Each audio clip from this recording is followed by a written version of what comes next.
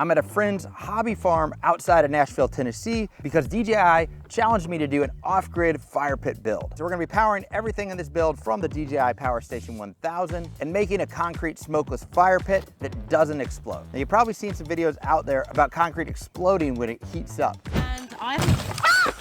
Terrifying moments for a family as their backyard fire pit explodes, rocketing them into the air. It could definitely be a safety hazard. Well, I've got a couple tricks that I think improves upon the other smokeless concrete fire pits you might have seen on YouTube. So without further ado, let's dive in. So I think I got a good location for the pit right here. We got a little bit of slope. We're gonna have to level the ground out. And I also gotta check to make sure we're in compliance with local fire code. We gotta be at least 15 feet from all these trees.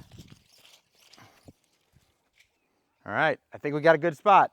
We also needed 25 feet of clearance overhead, so some local landscape guys cut down a few branches to make room. Then I could stake the center point and spray paint a circle to mark where we'll dig out for the fire pit. And doing that thing I rarely do called thinking ahead, I plugged my tool batteries into the DJI so they'll be charged when we need them later.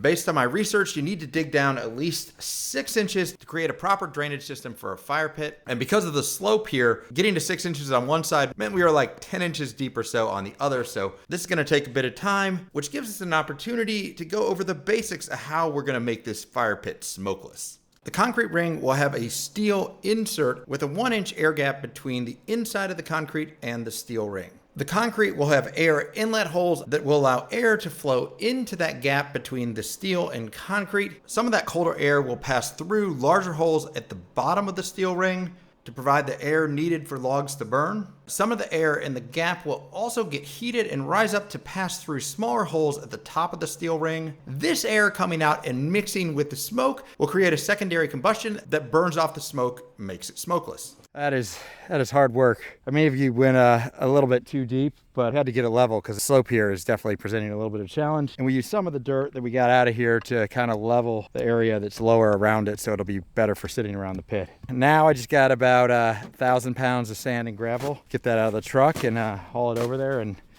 get this bad boy filled in.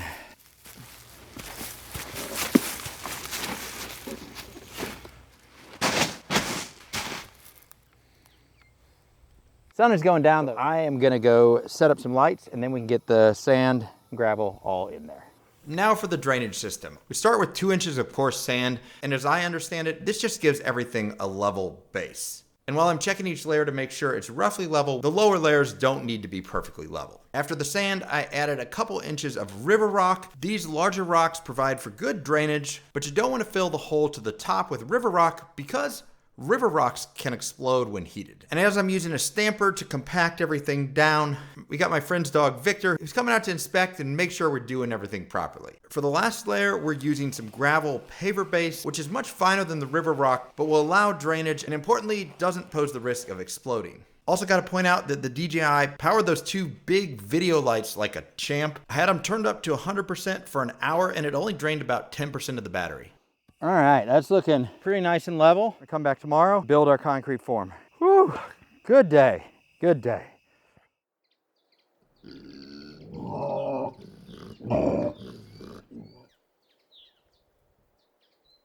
Day 2, we got all the supplies to make the concrete form in the back of the truck. Gonna get all that unloaded and get going because it is a beautiful day out here. Now don't get me wrong, because I love living in the city, but man, it is nice to get outside and build. Just sounds, smells, everything. So nice. So gonna be a good day. While I'm unloading and setting up the miter saw, let's look at the concrete form we're about to build. It's pretty simple, inner and outer form. Each of those is gonna be 2 plywood rings with 2x4s between them, and we'll use a flexible PVC wall panel to create the walls of the form. So silly, but one of the things that sold me on this truck was the fact that it had little spots for clamps here. Not an ad for Ford or anything, but just a very cool feature. Now we got the first real test of the DJI Power Station. This thing can do 2200 watts continuous, which is dang impressive for something this size. We got a 14 amp saw, so it should be plenty of juice to power this thing. But you know, I'm nervous because to be honest, I don't have a good backup plan if the miter saw doesn't work. That's nice, all right. Setting up a quick miter stop, that's gonna allow us to make these repetitive cuts more quickly and accurately and precisely. I always forget the difference between accuracy and precision, but I think we got both here.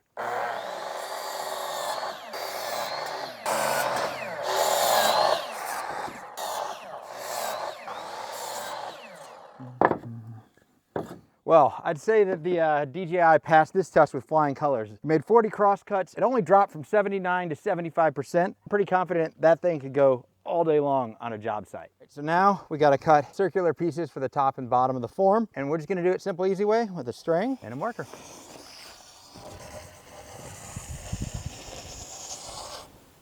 Boom.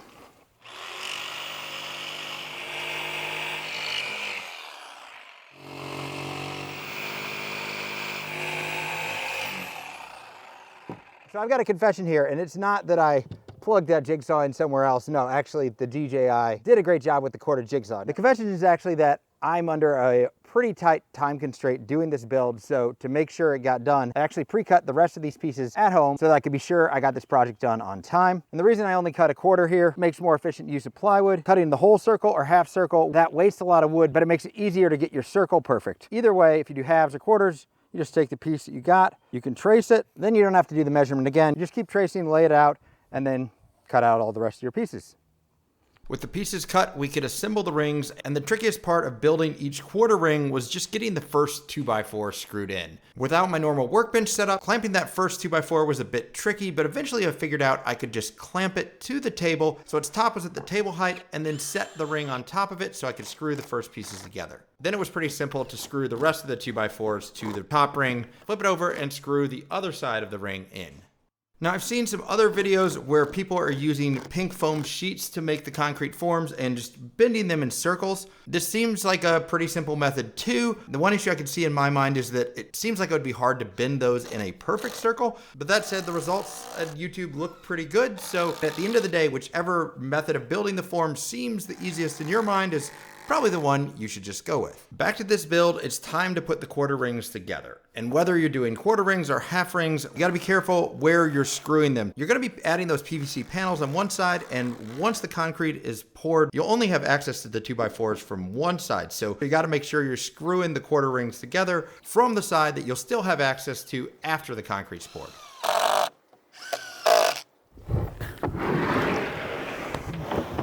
Now we're gonna cut the walls for the form. And for this, I'm using reinforced wall panel. Found this stuff is great for concrete forms when you need to do curves. It's just strong enough to hold up to the concrete, but it can curve around a pretty tight radius too.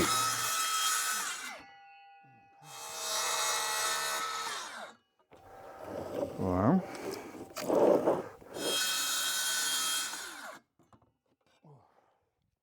One strip of this is not big enough to go all the way around. So I think what we're gonna do is actually cut 2 strips. I think it'll look better just to have even seams. And to get the length, rather than trying to measure and guess at the circumference, just gonna wrap the circumference in tape, take the tape off, and then put the tape onto the wall panel so we can get the exact length.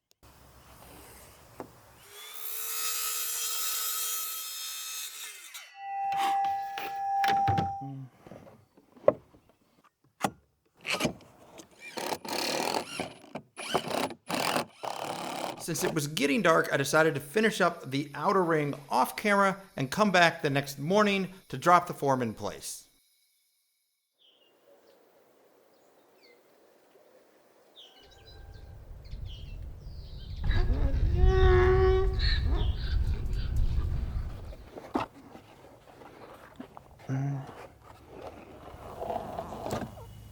Just to be safe, I'm gonna put some caulk in between the seams here on this PVC panel, just to make sure concrete doesn't get in there and muck up the form. Not really sure what could happen, but can't hurt. Whew. It is yet another gorgeous day, 70 and sunny in October. Can't beat that. Today's the day we pour the concrete. First thing we gotta do is cut up some rebar here and get the form in place for the pour. One little trick to share here with the rebar. You'll notice I'm cutting each piece at an angle, and that's so each piece will effectively be a stake and it'll be easier to drive it into the ground.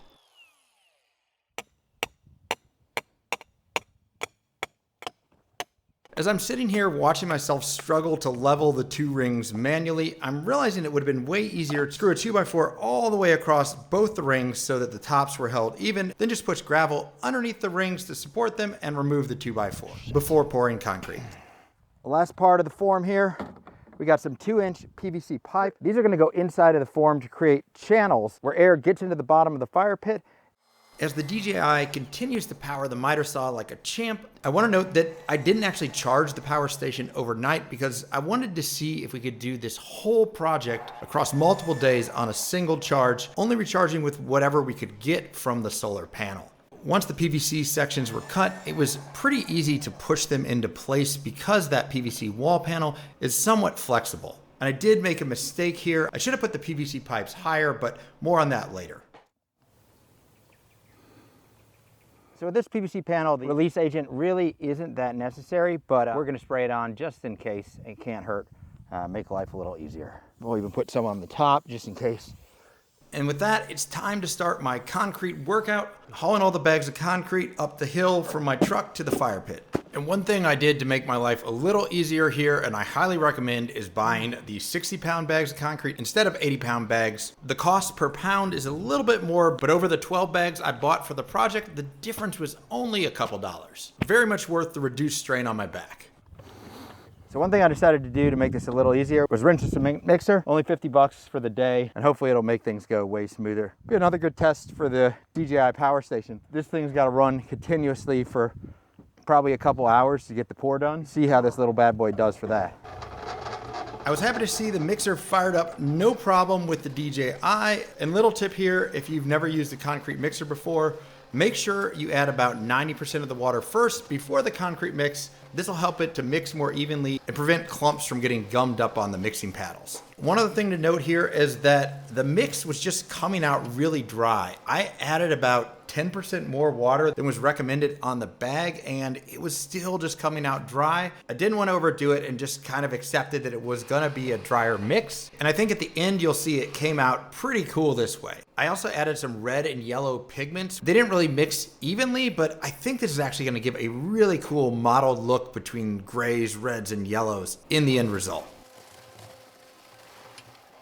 Here's the secret, fire breaks. These are what are gonna be protecting the concrete from the fire and making this pit safe. And there's something I'm doing a little bit differently than others when I'm installing these.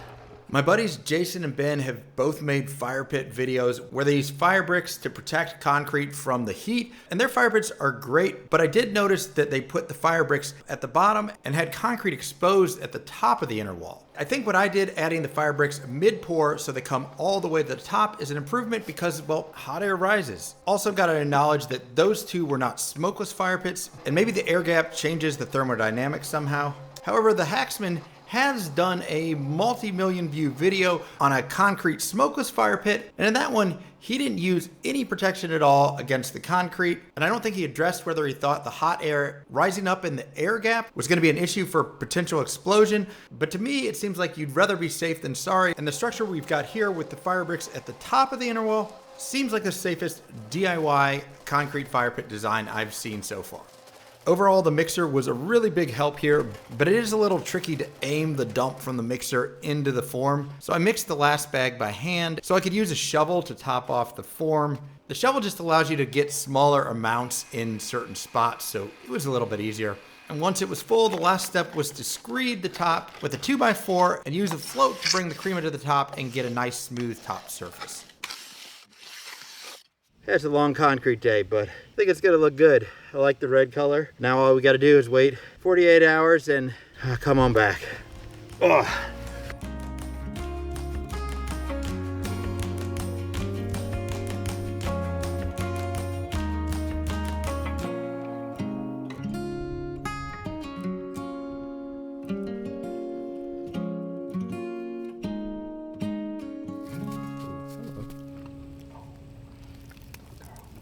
So future me here, we're back in the shop, and before we demold the fire pit, I want to take a second to talk about how the DJI power station performed on this project because, well, quite frankly, it was amazing. I've used a few of these portable generators, and the DJI is by far my favorite. It handled everything I threw at it, from the miter saw to the concrete mixer, to charging everything I own simultaneously, all with ease. Now that shouldn't come as a surprise because the stats on it are so impressive. This little thing puts out 2,200 watts of continuous power with 30-second bursts up to 2,600 watts and 4,400 watts of peak power. And because it's electric, it does all that in virtual silence, running at only 23 decibels. It also has 140 watt USB-C outlets that allow for ultra-fast charging, I use those to keep my phone and MacBook topped up the entire time I was working. It'll charge 2 MacBook Pros to 50% in only 30 minutes. It also has these smart SDC ports. These allow for direct DC charging of compatible devices like all of DJI drones, and because there's no AC to DC conversion loss, it's going to charge those devices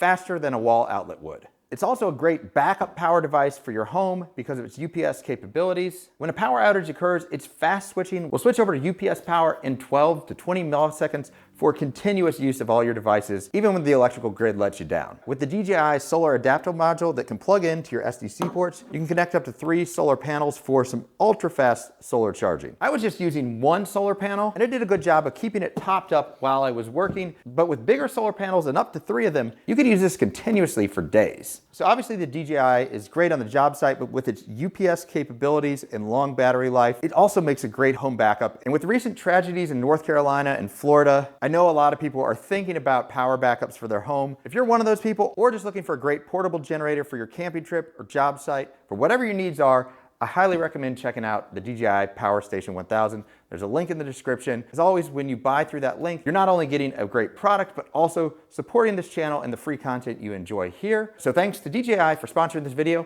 And now let's go demold the fire pit. We're back 2 days later, and it's time for concrete Christmas. The weather is beautiful. Hopefully this fire pit will be just as beautiful when we demold it. If the demolding goes well, I'm also hoping to get in here with the shovel and clear out some of this grade so we can make it a little bit flatter around the fire pit and put in some stones just to make it look nice. Nice and hard. That's a good sign.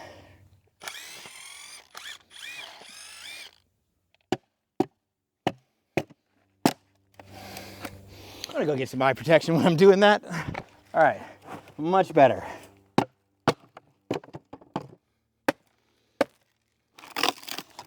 There we go. Won't be reusing that. All right.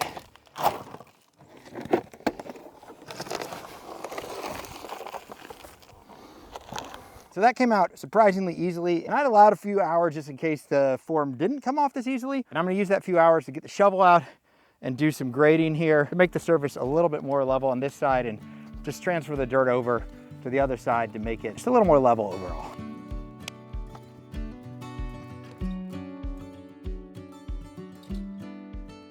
Oh my God. Part of me is now wondering why I decided to do this. I think it is going to be much more usable, but man, holy crap, this is hard work. Wish there was a way to get the DJI Power Station to do the digging, but can't do everything. And Victor, the supervising wiener, came back to make sure everything was being done properly. He also asked me if I could shout out his Instagram, so if any of you out there love dog content, go follow Victor the Little Victor. I'll throw a link down in the description as well.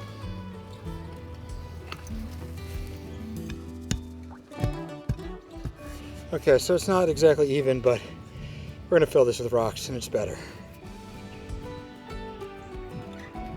They're here for the rub. So many bugs that I unearthed.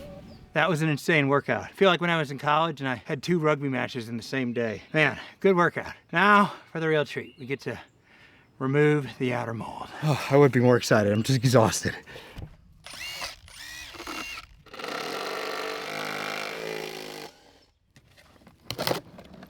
Well, it was a little dry, but it's kind of a cool texture. All right, it's really cool looking, actually. So we should just be able to use a little piece of PVC and knock the other one, yeah, right through.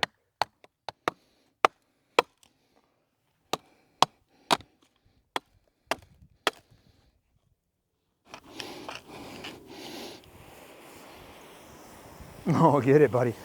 Oh, get it.